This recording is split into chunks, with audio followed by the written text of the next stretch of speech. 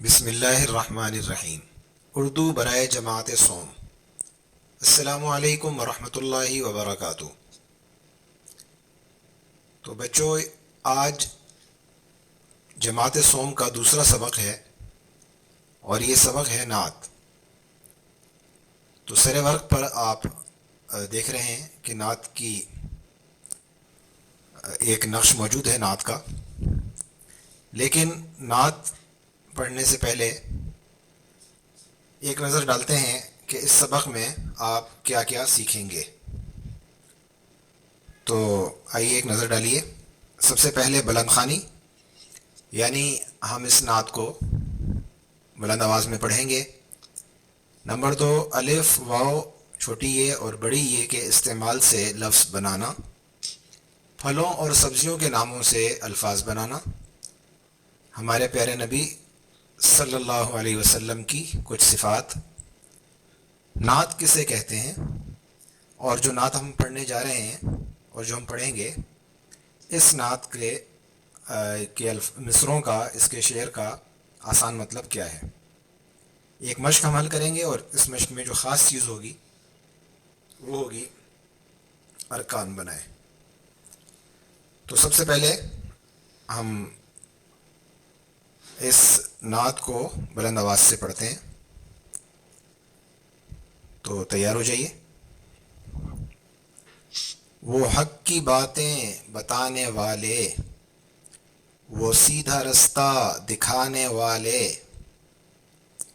وہ راہبر رہنما ہمارے، نبی ہمارے، نبی ہمارے صلی اللہ علیہ وسلم۔ بلند نبیوں میں نام ان کا، بلند نبیوں میں۔ اچھا، یہ بلند اور بلند دونوں طرح پڑھ سکتے ہیں، تو بلند پڑھ لیتے ہیں ہم۔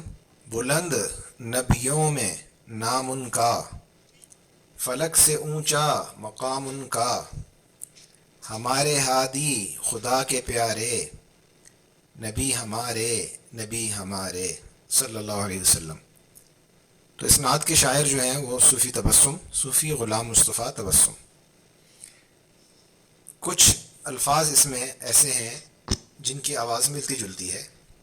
اس نعت میں کچھ الفاظ ایسے ہیں جن کی آواز ملتی جلتی ہے، تو ایک نظر ان الفاظ پہ ڈال لیتے ہیں۔ بتانے، دکھانے، یعنی وہ حق کی باتیں بتانے والے، وہ سیدھا رستہ دکھانے والے۔ تو بتانے، دکھانے، ان کی آواز ایک جیسی ہے، ملتی جلتی ہے۔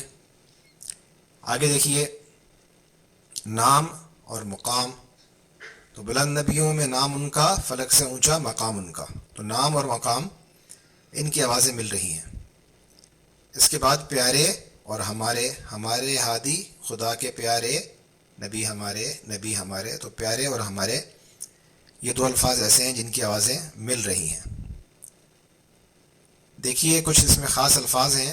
حق مطلب سچ، راہ پر یعنی جو راہ دکھائے، بلند اونچا، فلک آسمان، اور ہادی ہدایت دینے والا۔ اگلے صفحے پہ چلتے ہیں۔ الف واو چھوٹی یہ اور بڑی یہ کی مدد سے الفاظ بنانا سیکھیں۔ آپ کے سامنے الفاظ کی ایک فہرست ہے جو حروف کی شکل میں ہے اس وقت، یعنی ان کے حروف الگ الگ ہیں۔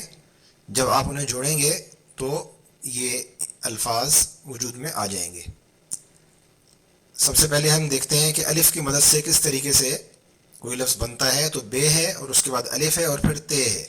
بے کی آواز، پھر الف کی آواز یعنی آ، بے کی آواز ب، الف کی آواز آ، اور پھر تے کی آواز ت۔ تینوں آوازوں کو جب ہم ملائیں گے تو لفظ بن جائے گا بات۔ اسی طرح آگے دیکھیں، خ، الف صاد، خ، ا، ص، تینوں آوازیں ملائی گئیں تو بن گیا خاص۔ آپ دیکھیے اس کے بعد ہم اگلی مثال ہم واو کی لے لیتے ہیں کہ بے ہے، پھر واو ہے، پھر لام ہے۔ بے کی آواز ب، واو کی آواز او، اور لام کی آواز ل۔ تو بو اور پھر آگے ل۔ تو جب یہ دونوں آوازیں ملائیں تو لفظ بن گیا بول۔ اسی طریقے سے دیکھیے، تے اور اس کے بعد واو ہے، تو ہو گیا، اور پھر لام آ گیا ل۔ تو جب ہم نے یہ آوازیں ملائیں تو بن گیا تول. چھوٹی یا کی مثال دیکھ لیتے ہیں. عین پھر چھوٹی یہ پھر دال. تو عین اور چھوٹی یہ کو جو ہم نے ملایا تو ای, اور جب ہم نے دال کو ملایا تو د بن گیا, اور جب ہم نے ان آوازوں کو جوڑا تو عید بن گیا.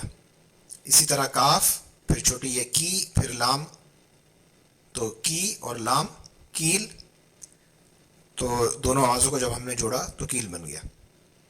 یہی مثال آپ بڑی یہ کی بھی دیکھ سکتے ہیں کہ رے اور پھر رے یہ لام ر پھر یہ پھر ل, تو تینوں کو جب ہم نے جوڑا تو پہلے رے اور یہ کو جوڑا تو رے بن گیا, اور جب پھر اس کے ساتھ لام کو ملایا تو ل کے ملنے سے ریل بن گیا. باقی مثالیں آپ آسانی سے حل کر سکتے ہیں, اور یہ آپ کی یہ مشق آپ کے حمد سے پہلے جو صفات ہیں ان میں موجود ہے. آگے دیکھیے پھلوں اور سبزیوں کے ناموں سے الفاظ بنانا سیکھیں. تو سبزیاں, مختلف سبزیاں آپ کے سامنے ان کی تصویریں ہیں. ٹماٹر ہے, گوبھی ہے. تو انہوں نے آپ کے سامنے جو مشق دی گئی ہے یہ آپ کی کتاب میں صفحہ نمبر 8 اور 9 پر موجود ہے. اور اس میں آپ گا کے بعد یہ ایک آواز ہے, اور اس کے ساتھ آپ جب دوسری آواز جوڑیں گے جر, تو گاجر بن جائے گا ایک سبزی کا نام. اسی طرح ٹما کے ساتھ جب آپ ٹر لگائیں گے تو دوسری سبزی کا نام بن جائے گا ٹماٹر. اور یہی مثال آپ باقی تمام سبزیوں میں دیکھ سکتے ہیں. پھلوں کے نام بتائیں تو تر, اور اس کے ساتھ آپ نے آواز جوڑنی ہے بوز کی, تو تربوز. اور اسی طرح آم میں دیکھیے شروع میں آپ الف مد آ کی آواز لگائیں گے تو میم کی آواز کے ساتھ جڑ کر یہ لفظ مکمل ہو جائے گا. تو اسی مثال پر آپ باقی الفاظ بھی بنا سکتے ہیں. نعت کے متعلق ہم کچھ باتیں سمجھ لیتے ہیں.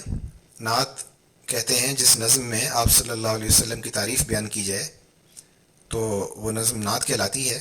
آپ کے سامنے ایک نعت موجود ہے, اور یہ وہی نعت ہے جو ہم ابھی پڑھ چکے ہیں. تو نعت میں آپ صلی اللہ علیہ وسلم کی تعریف ہوتی ہے, آپ صلی اللہ علیہ وسلم کی صفات بیان کی جاتی ہیں.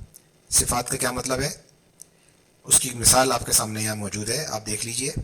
مثال, آپ صلی اللہ علیہ وسلم ہمیشہ سچ کہتے تھے. آپ صلی اللہ علیہ وسلم امانتوں کا خیال رکھتے تھے. آپ صلی اللہ علیہ وسلم مظلوموں کا خیال رکھتے تھے. آپ صلی اللہ علیہ وسلم امانتوں کی حفاظت کرتے تھے. آپ صلی اللہ علیہ وسلم مظلوموں کا خیال رکھتے تھے. آپ صلی اللہ علیہ وسلم غریبوں, مسکینوں, محتاجوں کے کام آتے تھے. اور آپ صلی اللہ علیہ وسلم بچوں سے بہت پیار کیا کرتے تھے. تو یہ سب آپ صلی اللہ علیہ وسلم کی صفات تھیں, یہ آپ کی عادات تھیں. آپ کا مزاج تھا ایسا کہ آپ ہر ایک کے کام آتے تھے, ہر ایک کا خیال رکھتے تھے. تو نعت میں آپ صلی اللہ علیہ وسلم کی اسی طریقے سے تعریف بیان کی جاتی ہے, آپ کی صفات بیان کی جاتی ہیں. اب ہم اس نعت کا مطلب تھوڑا سا سمجھ لیتے ہیں. اگلے صفحے پہ ہم چلتے ہیں. تو نعت کا مطلب, وہ حق کی باتیں بتانے والی کا کیا مطلب ہے, اس جملے کا, اس مصرے کا کیا مطلب ہے کہ نبی صلی اللہ علیہ وسلم سچی باتیں بتایا کرتے تھے, اللہ تعالیٰ کی باتیں بتایا کرتے تھے. اور وہ باتیں بتایا کرتے تھے جن پر عمل کر کے انسان اللہ تعالیٰ کو راضی کر سکتا ہے. وہ سیدھا رستہ دکھانے والے یعنی ہمارے پیارے نبی صلی اللہ علیہ وسلم انسانوں کو سیدھا رستہ دکھاتے تھے. وہ راہ پر رہنما ہمارے, یعنی وہ ہمیں صحیح راستہ دکھانے والے بھی تھے اور ہمیں صحیح راستے پر لے کر چلنے والے بھی تھے. بلند نبیوں میں نام ان کا, یعنی ہمارے پیارے نبی کا نام تمام انبیاء میں سب سے بلند ہے, اونچا ہے. فلک سے اونچا مقام ان کا, ہمارے پیارے نبی صلی اللہ علیہ وسلم کا رتبہ آسمان سے بھی بڑھ کر ہے. ہمارے ہادی یعنی ہمارے پیارے نبی صلی اللہ علیہ وسلم ہمیں ہدایت دینے والے ہیں, خدا کے پیارے یعنی وہ اللہ تعالیٰ کے پیارے رسول ہیں. تو یہ اس نعت کا ہو گیا مطلب. مشق دیکھتے ہیں. نمبر 1 میں حروف جوڑیں اور پڑھیں. تو ہے اور کاف کی آواز کو آپ جوڑیں گے تو لفظ بن جائے گا حق, اور واو اور ہے کی آواز کو آپ جوڑیں گے تو لفظ بن جائے گا وہ. اسی طرح نون کی آواز ن, الف کی آواز آ اور میم کی آواز م, تینوں کو آپ جوڑیں گے تو بن جائے گا نام. تو باقی اسی طریقے سے آپ یہ مشق حل کر سکتے ہیں. نمبر 2 میں دیکھیے, درست لفظ کے گرد دائرہ بنائیں. یہ کچھ آپ کے سامنے کچھ یہ الفاظ ہیں جن میں سے بعض کا املا ٹھیک ہے اور اس کے علاوہ جو ہے ان کا املا ٹھیک نہیں ہے. تو آپ نے یہ دیکھنا ہے کہ کس لفظ کا املا درست ہے. ٹھیک ہے, آپ نے صحیح لفظ پہ دائرہ ڈالنا ہے, اور یہ آپ کی کتاب کے اندر صفحہ نمبر 37 پر یہ موجود ہے, وہاں پر آپ اس کو دیکھ لیجئے اور اس پر آپ نشان لگائیے. نمبر 3 میں دیکھیے, الفاظ کو درست ترتیب دے کر مصرع مکمل کریں. تو یہاں جو اسناد کے مصرے ہیں ان میں الفاظ کو آگے پیچھے کر دیا گیا ہے. آپ دیکھ کر اپنی کتاب میں سے ان کو اپنی کتاب ہی میں حل کر سکتے ہیں. آگے چلیے, مندرجہ ذیل سوالات کے زبانی جوابات دیں. تو ہمیں رسول اللہ صلی اللہ علیہ وسلم نے کیسی باتیں بتائیں؟ جو باتیں آپ نے جس طرح کی باتیں بتائیں آپ کی نعت کے مطابق آپ نے اس کا جواب دینا ہے. ہمارے راہبر اور رہنما کون ہیں؟ یقیناً آپ بالکل صحیح جواب دیں گے. اور کن کے ناموں میں سب سے بلند نام ہمارے پیارے نبی کا ہے؟ تو یہ بات ہم پہلے بتا چکے ہیں آپ کو تھوڑی دیر پہلے ہی, آپ اس کو آسانی سے جواب دے سکتے ہیں. ارکان ملائیے. ارکان رکن کی جمع ہے. رکن کا مطلب ہوتا ہے لفظ کا ایک حصہ. تو سی لفظ کا ایک حصہ ہے اور دھا لفظ کا دوسرا حصہ ہے. جب دونوں حصوں کو آپ جوڑیں گے تو لفظ مکمل ہو جائے گا, یعنی سیدھا. صفحہ نمبر 21 کی ایک مشق آپ کو اسی لیے دی جا رہی ہے تاکہ آپ رکن بنانے میں آپ کو مہارت حاصل ہو جائے اور آپ بہت آسانی سے الفاظ کو جوڑنا سیکھ لیں. تو یہ آپ کے سامنے ایک فہرست ہے, اس فہرست کو آپ صفحہ نمبر 21 میں جا کر حل کر لیجئے. تو اس کے ساتھ ہی ہم آج کا سبق ختم ہوتا ہے. تو السلام علیکم ورحمۃ اللہ وبرکاتہ.